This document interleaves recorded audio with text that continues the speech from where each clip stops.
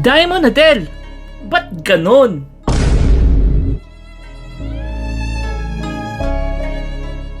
Uy, wag naman kayo ganon!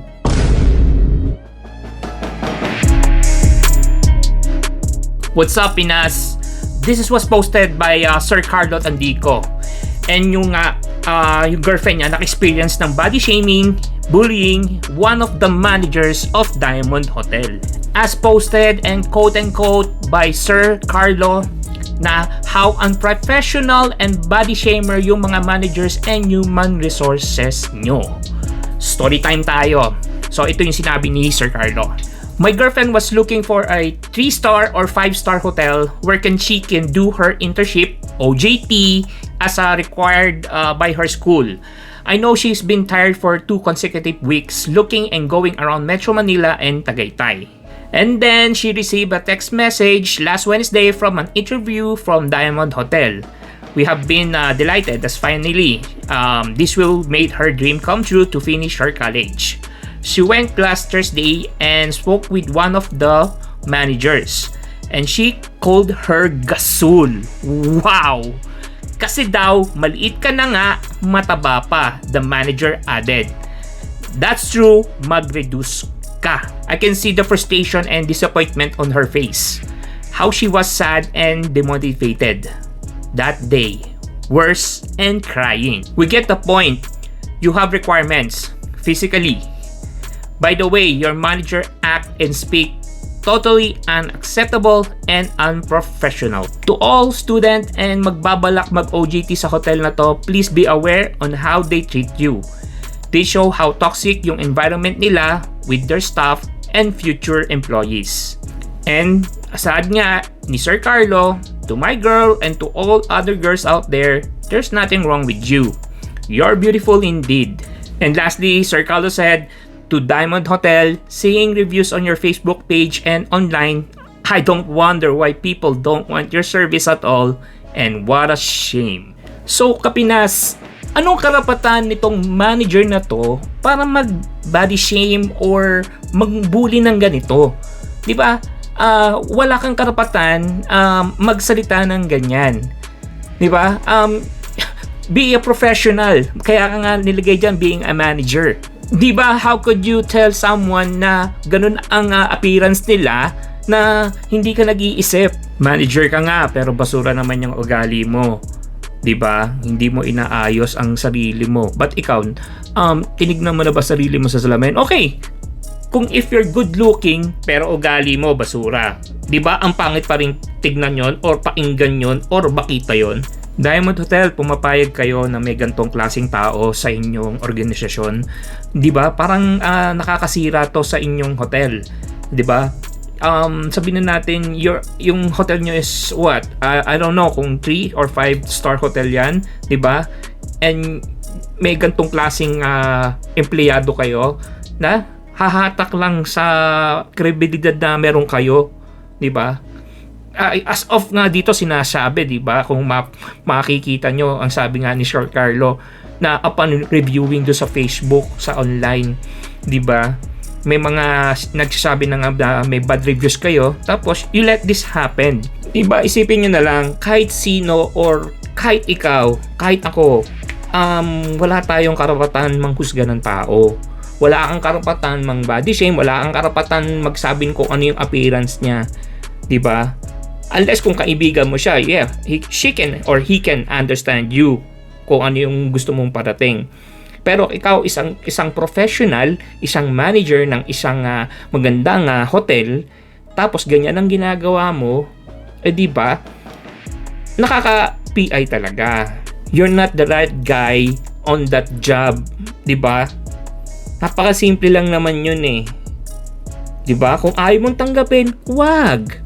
Pero wag ka nang ganon. Di ba?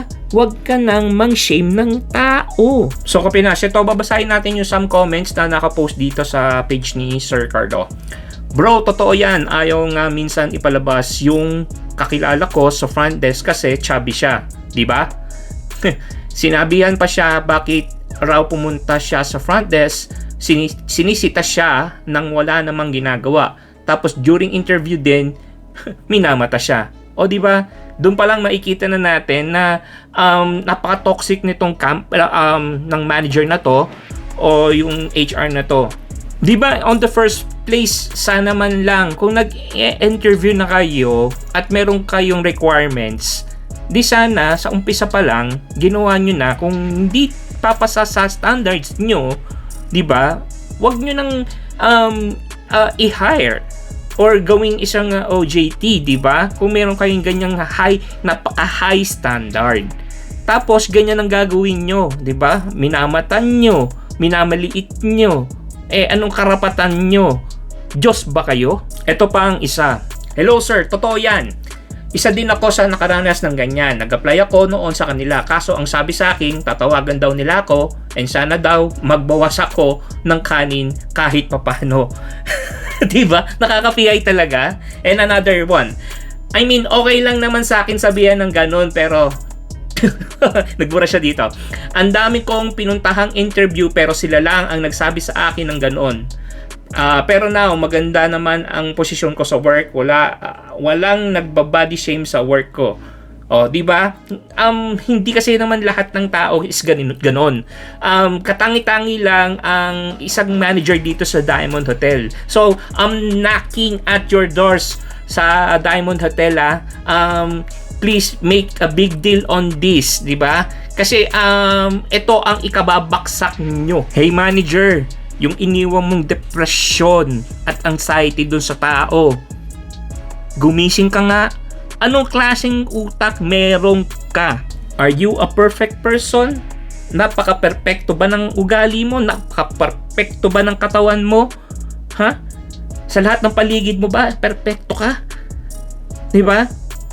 Ngayon, sige, sabihin na natin na you're meeting your standards lang dahil sa isang hotel.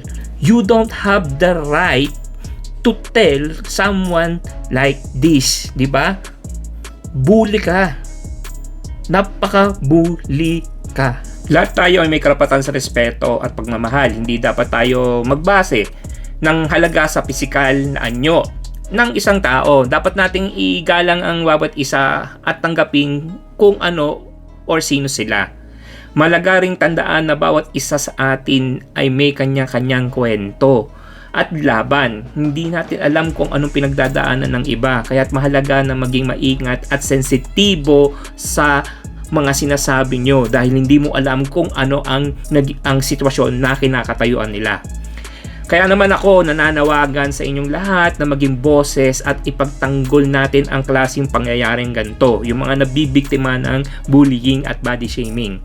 Huwag nating hayaan na ang hirap at sakit na idudulot nito sa mga tao na nakakaranas nito para magpatuloy maghari sa lipunan ang yung kabutihan na i-uplift natin sila na there's nothing wrong with them. There's nothing wrong with you. Tandaan natin, always remember na ang pagiging magkakaiba ay nagbibigay ng kulay at ganda sa ating mundo. Hindi dapat nating gamitin or ibatayan para sa iba or apihin ang mga ganitong klase. Ipaglaban natin ang katarungan at pagmamahal para sa lahat. Sama-sama nating labanan ang bullying at body shaming upang magkaroon ng mas magandang mundo para sa ating lahat. Ngayon mga kaibigan, ito ang masasabi ko, hindi tama yung nangyayari. Diba? Pero huwag kayong matatakot dahil sa puso natin ang pagbubuli at body shaming, hindi natin dapat yang katakutan or isang baliwala. Wag natin pabayaan ang ating kapwa na maapektuhan ng ganitong klaseng pangyayari. Ayon nga sa batas, bawal ang pananakit at pangungutya sa kapwa, diba? Kailangan natin pahalagan at igalang ang bawat isa, anuman ang kanilang itsura o anyo. Tayo ay pantay-pantay at may karapatan at kailangan may respeto, di ba? We deserve respect to each other. Proteksyon laban sa anumang uri ng ganito or yung mga pang-aapi, yung mga ganitong klaseng manager or klaseng tao. Palakasin natin ang ating loob na ipaglaban ang ating karapatan laban sa bullying or body shaming. Magsama-sama tayo para sa isang lipunan na ligtas at maayos para sa lahat. Yun lang masasabi ko. Maraming salamat po. And Pilipinas, thanks for watching. Peace. Laban tayo.